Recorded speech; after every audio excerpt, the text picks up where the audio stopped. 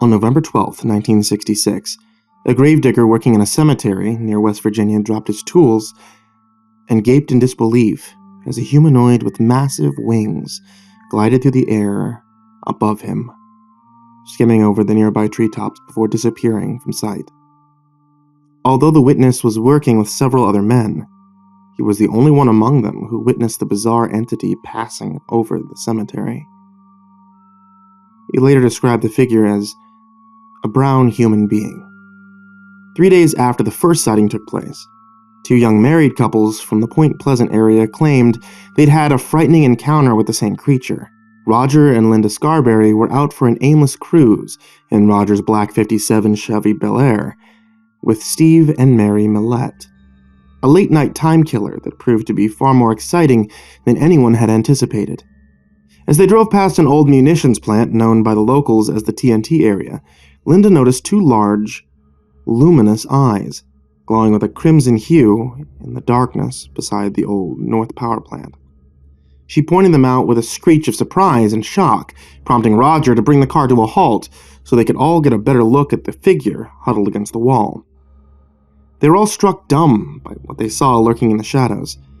It was a humanoid figure that towered 7 feet in the air.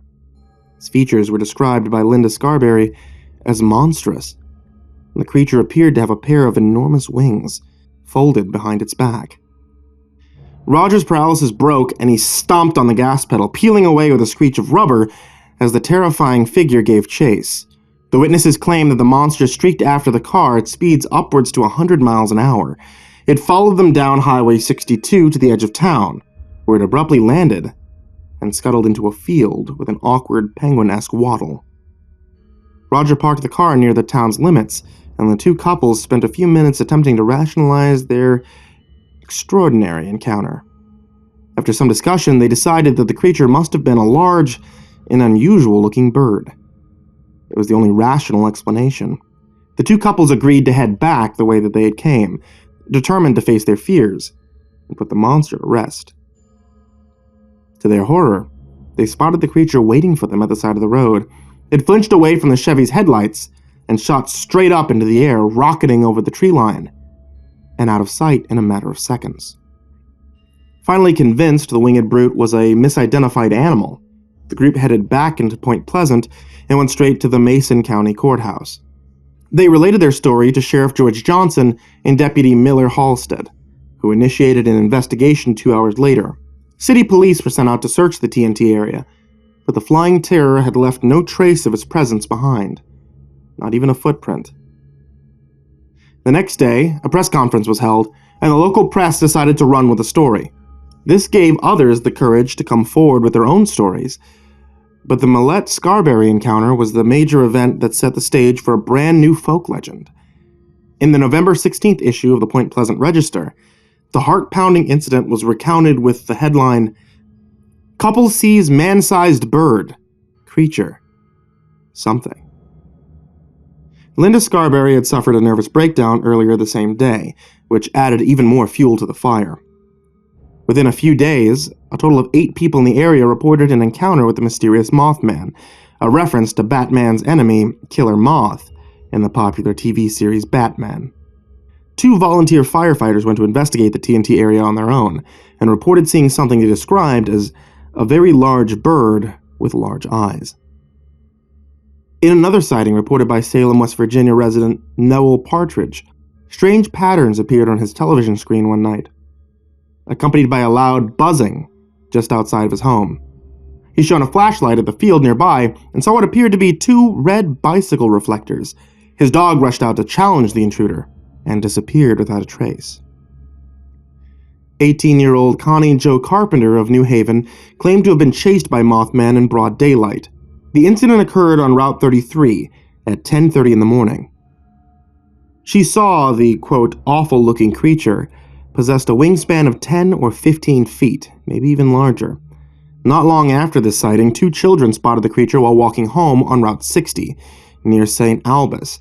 They ran to a neighbor's house to tell an adult what they'd seen, and the neighbor maintained they also witnessed the encounter. The young girl told investigators that Mothman had, quote, big red pop eyes and didn't have a beak. The chase was investigated by wildlife biologist Dr. Robert L. Smith and the skeptic Joe Nickell. They both concluded that Mothman was actually a large bird, either a misidentified sandhill crane or an owl, the latter due to the reported shape of Mothman's head. This conclusion was hotly denied by many of its witnesses, who insisted they'd encountered a towering humanoid figure with an enormous wingspan. Mothman sightings steadily continued right until December of the following year. On December 15, 1967, tragedy struck the town in the form of a bridge collapse. The Silver Bridge buckled beneath the weight of rush-hour traffic, killing 46 people. The sprawling structure had carried U.S. Route 35 over the Ohio River, connecting Point Pleasant to Gallipolis, Ohio. This harrowing disaster made the legend of Mothman famous, all due to the efforts of two authors named John Keel and Gray Baker. Keel and Baker were both UFOologists. They were writers with an interest in the paranormal. Keel was the most successful writer of the pair. His work occasionally appeared in major publications such as Science Digest and Playboy. Baker labored in fringe obscurity, printing a mimeographed newsletter that he called Saucer News. They decided that Keel would travel to Point Pleasant and rent a room at a motel. During his stay, he would interview locals and gather inspiration for their upcoming project. Their goal was to write a book on the subject, with Keel agreeing to share his notes. Baker wrote a few sample chapters that portrayed John Keel as a journalist shrouded in intrigue and mystery, and he fabricated a connection between Mothman and the completely unrelated collapse of the Silver Bridge. Keel eventually revamped the story into a recounting of his time in Point Pleasant, a suspenseful tale involving UFOs, men in black, and premonitions of impending doom. Baker's habit of drunk-dialing Keel's motel room and rambling incoherently was reimagined by Keel as a series of eerie phone calls made by otherworldly beings. When their partnership fell apart, it was Keel's mass-market book, The Mothman Prophecies, that generated the most impact, vastly overshadowing Baker's self-published account, which was titled The Silver Bridge. Keel's book was eventually made into a film, paranormal thriller of the same name, that was released in 2002. In the movie, Keel is portrayed as a Washington Post staff reporter named Klein. Klein and his wife Mary are involved in a serious car crash while swerving to avoid a black, flying figure in their path. After Mary dies from an unrelated brain tumor, Klein discovers a series of sketches made by Mary when she was in the hospital, all of them depicting the flying creature that caused their accident. 2 years later, Klein gets lost while driving in West Virginia and finds himself in Point Pleasant. What follows is a baffling string of surrealist events and paranormal intrigue, culminating in the collapse of the bridge. Keel's book and the subsequent film lit imaginations on fire around the world. The lore surrounding the legend expanded from the original story until Mothman became known as a general harbinger of doom, a warning sign when a major catastrophe is imminent. There were claims that the cryptic creature made an appearance in a mine in Friedberg, Germany, where he scared the miners away shortly before a collapse. The creature purportedly haunted the Chernobyl nuclear plant before the meltdown, and 2 pictures of a winged figure were taken in New York on 9/11. There are also claims of multiple sightings before the Minnesota bridge collapse, another bridge failure that claimed 13 lives and injured dozens more in August of 2007. It was theorized by the folklorist John Harold Brunvin that there are a number of elements in common among Mothman reports and far older traditional folktales, suggesting that some real-life event may have been woven with existing folklore. Joe Nickell, however, contended the sightings were a combination of pranksters having a laugh at the expense of the town people, misidentified aircraft, and the aforementioned owl theory. On the exact opposite end of the spectrum from skeptics like Nickell, UFOologists and other paranormal researchers believe that Mothman is either an alien, a supernatural being, or an undiscovered cryptid. Mothman has been a staple subject of paranormal experts for decades. Eyewitness accounts of the creature's foreboding presence have been made as late as 2017, when there was 55 Mothman sightings reported in Chicago. This folktale has become a nexus for those who believe in precognition, alien visitation, and extra-dimensional beings, as the Mothman legend incorporates all 3 of these subjects. Mothman has even wandered into the cursed object territory in more recent years. According to this new development, anyone who sees the accursed being is doomed to die within a year.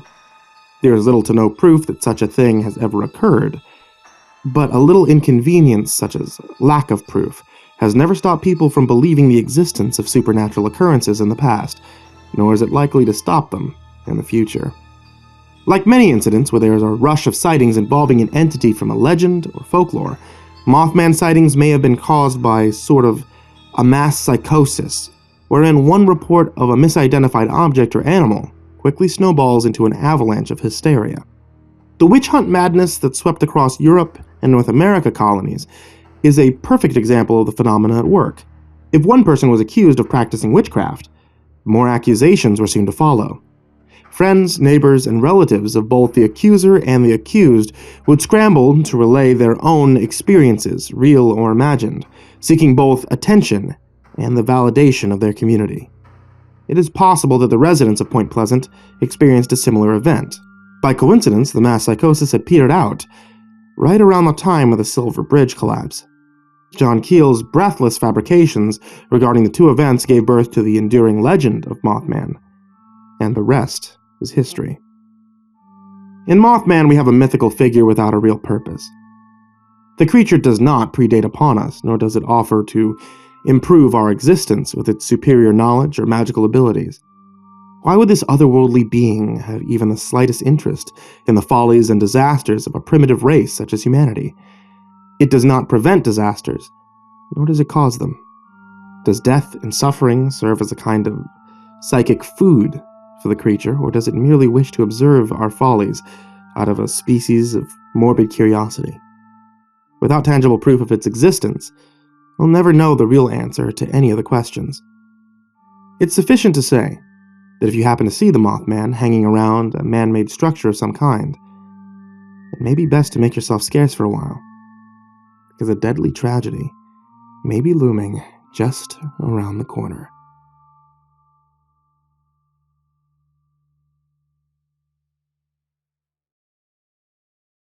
Hey there kids, it's me, MrCreepyPasta, and I just wanted to tell you thank you for watching tonight's video.